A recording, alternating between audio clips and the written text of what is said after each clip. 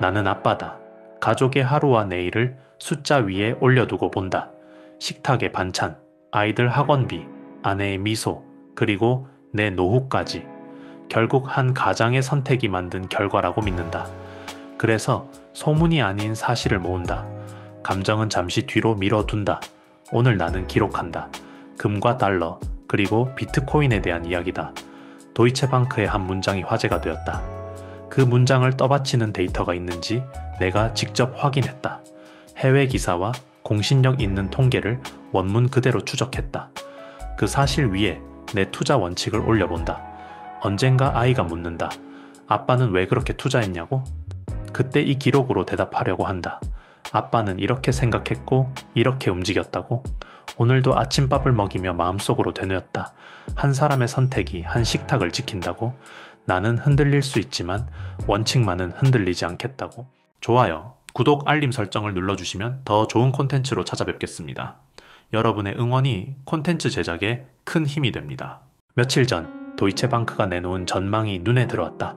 앞으로 2030년까지 비트코인이 금과 함께 중앙은행의 준비자산이 될 수 있다는 말이었다. 이미 벌어진 사실이 아니라 가능성의 문장이다. 전망은 언제든 틀릴 수 있다.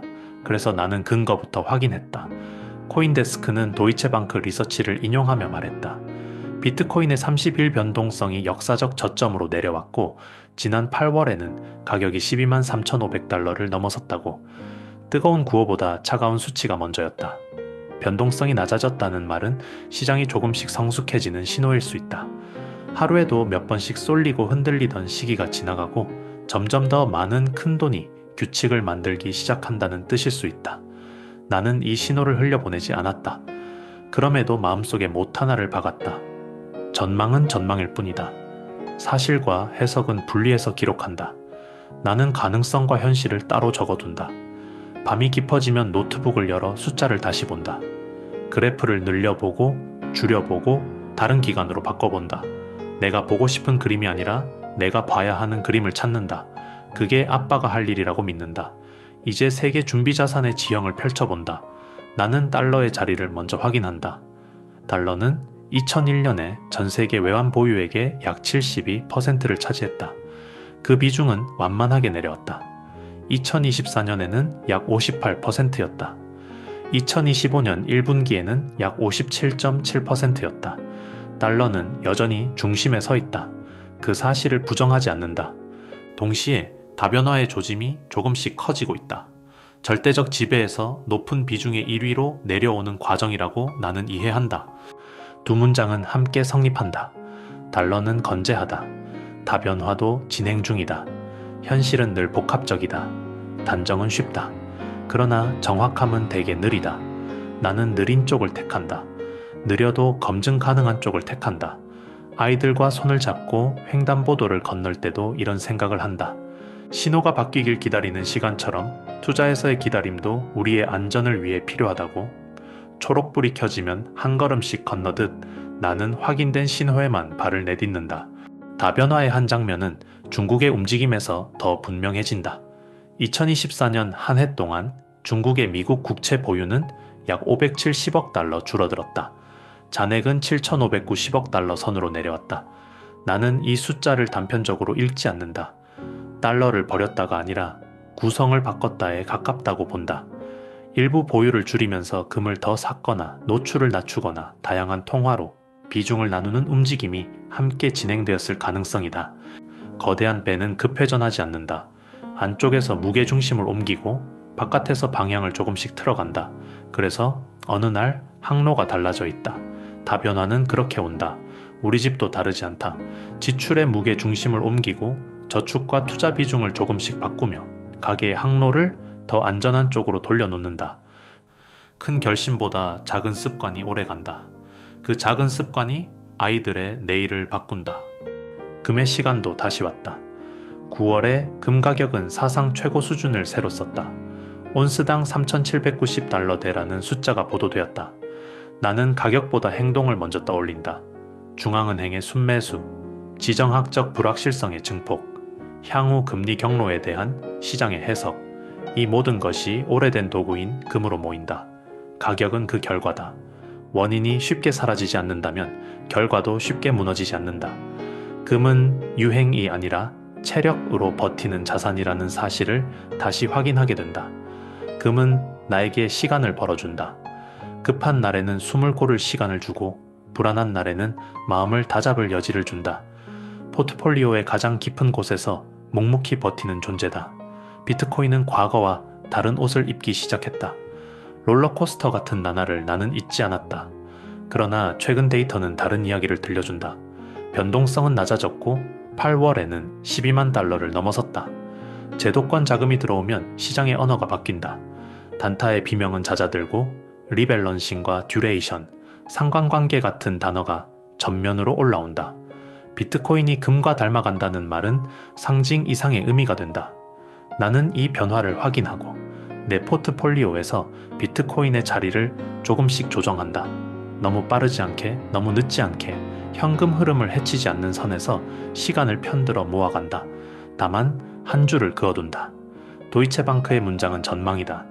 중앙은행 준비자산 편입이 이미 이루어졌다는 뜻이 아니다. 전망은 믿는 것이 아니라 활용하는 것이다. 그래서 나는 백업 계획을 항상 옆에 둔다. 가격이 흔들리면 어느 지점에서 멈출지, 현금이 필요하면 무엇부터 정리할지, 비상자금은 몇 달치를 남겨둘지, 이 모든 것을 선으로 그어둔다. 선이 있어야 마음이 늦게 흔들린다. 그래서 나는 조건을 다시 적는다. 준비자산을 논할 때 핵심은 세 가지다. 첫째는 신뢰다. 둘째는 유동성이다. 셋째는 운반성과 검증 가능성이다. 금은 수천 년 동안 이 조건을 통과하며 살아남았다. 비트코인은 기술과 네트워크로 다른 방식의 검증을 쌓아 올리고 있다.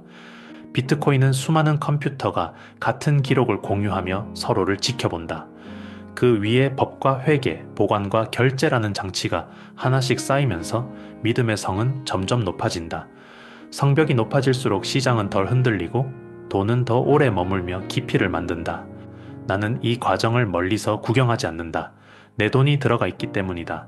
내 가족의 내일이 걸려 있기 때문이다. 아이들이 잠든 밤 거실 불을 하나만 켜두고 조용히 숫자를 정리한다. 계획을 소리내어 읽고 내가 지켜야 할 문장을 다시 밑줄 친다. 그리고 그 무게중심은 여전히 달러다. 세계 결제와 무역, 금융의 언어가 달러라는 사실은 오늘도 변하지 않는다. 그러나 그 중심이 흔들리지 않는 사이 주변 자산들은 천천히 성장한다. 달러의 주위를 도는 위성 같은 자산들이 더 커지고 더 많아지고 더 무거워질 수 있다. 금은 이미 그렇게 해왔다. 비트코인은 그 뒤를 따른다. 나는 이 구도를 전제로 돈의 배치를 생각한다. 한쪽으로 몰지 않는다. 중심과 주변을 함께 쥔다. 중심은 안정성을 주고 주변은 성장성을 준다. 이 균형이 한 집안을 지탱한다. 가끔 마음이 조급해질 때가 있다.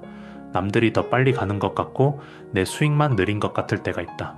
그럴 때마다 나는 내 호흡을 다시 찾는다. 빠르게 부자가 되는 대신 오래 가족을 지키는 길을 택한다. 투자는 결국 시간과의 협상이다. 오늘의 확신과 내일의 불확실 사이에서 타협을 끌어내는 일이다. 나는 세 가지를 반복적으로 확인한다. 첫째, 현금 흐름이 매달 살아있는가? 둘째, 장기 보유 자산들의 상관관계가 충분히 낮은가? 셋째, 내 감정이 내 계획을 망치고 있지는 않은가? 이 점검표는 위기 때 더 빛난다. 불안할수록 규칙을 크게 읽는다. 흥분될수록 속도를 늦춘다. 그리고 다시 기본으로 돌아간다. 월급이 들어오면 먼저 고정비를 분리한다. 비상자금을 채우고 아이들 통장에 작은 금액을 옮기고 남은 돈에서 성장 자산을 조금씩 나눠 담는다. 적은 돈이라도 방향이 맞으면 시간이 일을 한다. 시간이 일을 하면 아빠는 밤에 잠을 잔다. 그래서 이렇게 정리한다. 달러는 중심이라서 지킨다. 금은 오래된 방패라서 유지한다. 비트코인은 성장의 지분이라서 시간을 두고 모아간다. 어느 하나가 모든 답이 되지는 않는다. 셋이 함께 내 답이 된다. 나는 균형을 먼저 세운다. 그 균형은 수익의 최적화가 아니라 비트코인을 팔지 않고 계속 모으기 위한 안전장치다. 현금 흐름과 비상자금이 받쳐주면 가격의 소음에도 손이 흔들리지 않는다. 그래서 천천히 그러나 끊기지 않게 모을 수 있다. 아이들이 웃는 얼굴로 학교에 가는 아침을 지키기 위해 아내가 편안한 마음으로 하루를 시작할 수 있게 하기 위해 나는 오늘도 느린 쪽을 택한다. 느리지만 무너지지 않는 쪽을 택한다. 나는 아이들과 동네 마트를 걸으며 이 생각을 더 단단히 만든다. 장난감을 고르는 아이의 눈빛에서 배운다. 선택은 욕망이 아니라 규칙으로 해야 한다. 아이는 반짝이는 것에 끌리고 카드는 그 순간을 허락한다. 그러나 장난감도 예산 안에서 사야 한다. 투자 역시 다르지 않다. 반짝임이 나를 끌 때 나는 예산을 먼저 본다. 현금 흐름을 점검하고 비상자금을 확인하고 그 다음에 성장자산을 고른다. 강물은 여러 갈래로 나뉘지만 결국 같은 바다로 간다. 그 바다는 가족의 평안이다. 오늘 내가 지키고 싶은 한 단어다. 균형 잡힌 시각도 중요하다. 그러나 결국 나는 비트코인을 모으는 사람이다. 그렇기에 더더욱 균형을 지킨다. 팔지 않기 위해, 멈추지 않기 위해, 내가 정한 속도로 오래 모으기 위해. 그래서 나는 오늘 밤도 안심하고 불을 끈다. 아이들 방의 문틈으로 조용한 빛이 비친다. 그 빛을 지키는 게 내 투자다.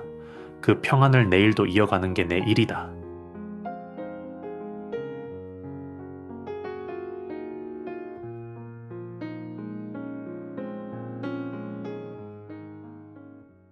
이 영상이 마음에 드셨다면 구독과 좋아요는 큰 힘이 됩니다.